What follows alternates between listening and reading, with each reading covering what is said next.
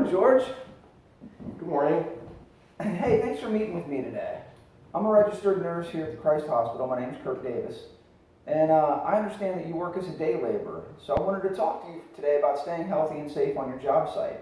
Do you have a few minutes? Yeah, I'm free now, but I don't want another lecture about drinking water through the day. And I already know that I should do that. I drink gallons of it every day.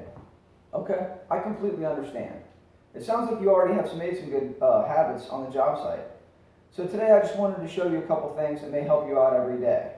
I'm going to teach you how to stretch before work. Stretching can loosen you up and cut down on muscle injury. I would also like to show you about proper footwear.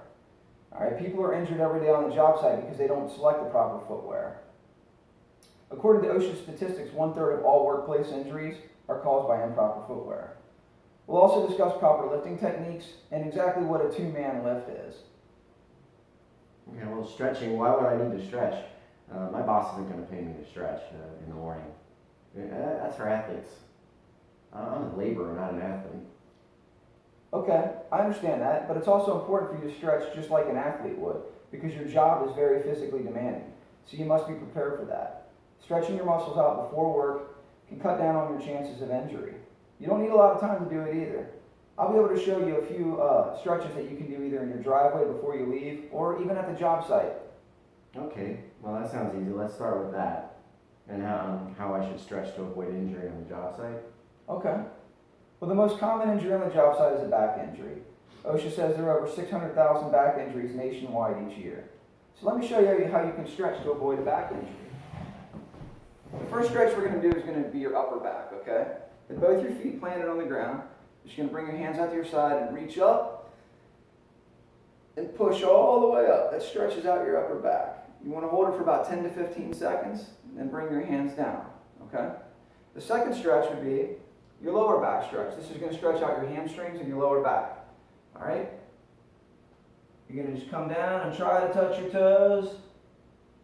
Hold out for a little minute. Get a little further. Do that for 10 to 15 seconds. You want to try it?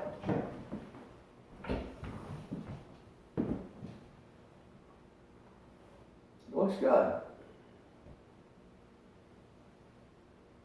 Good. Great job. Sorry, that didn't take long at all. What else do you want to talk about? Well, what kind of shoes are you wearing to the job site? Because wearing proper footwear can also cut down on injury. Well, I just get what I can at Goodwill. I buy work boots are expensive, so I just got this old pair of Nikes. I've got 2 kids to take care of. So the Nikes, they seem to do the job. Okay, I get that. Work boots can be expensive. And Nikes may be able to fit in there.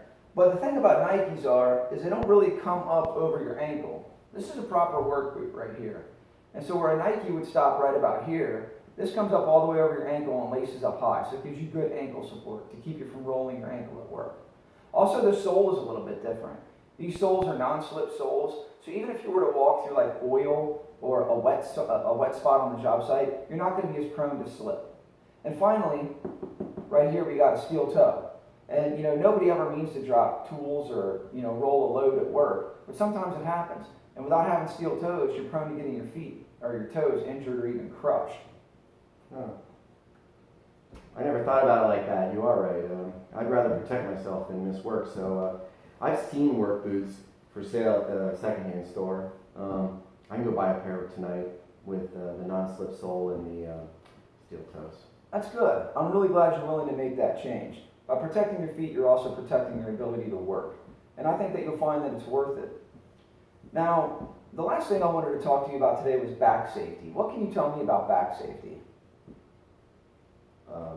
When something needs to be lifted or moved, I just move it. I don't really think about it. I just pick it up and go. Okay. Well, I think that happens all too common on a job site. So I want to show you something. OSHA states that a person shouldn't move something by themselves unless it weighs 35 pounds or less, okay? So when you're on a job site and you come across something that can become somewhat heavy, I want you to lift with your legs and not with your back. So in this instance, we have this flooring. So what I would do is I'll just rock the flooring box up. I'm bent at my knees. I'm going to bring it up and hold it close to my body so I'm not leaned out one way or the other. All right, and then I'm just going to stand straight up with it, keeping my back straight. If I were to put it on the ground, I'm going to do the reverse motion of that. So I'm going to bend at my knees, and I'm going to bring it back down, and I'm going to set it right here. Okay? Now, I can also show you a variation, which is a two-man lift. Let's say this weighs 75 pounds. You want to stand up and grab that in? So we would do the same thing. We both bend down at our knees, grab underneath the box, and then we just stand straight up with it. And now we can move it to wherever it needs to go. When we're ready to put it back down, same thing. Bend at the knees, put it down, and we go. That's going to reduce our chances of back injury. You know, if you were to pick up with your back all day long on a job site and do that for several weeks, you're definitely going to run a chance of injuring your lower back. You think you can do that? Yeah, I could do that. Okay, do you want to show me how to pick it up one time by yourself?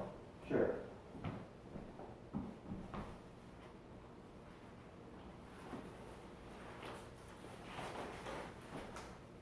All right, stand straight up. There you go.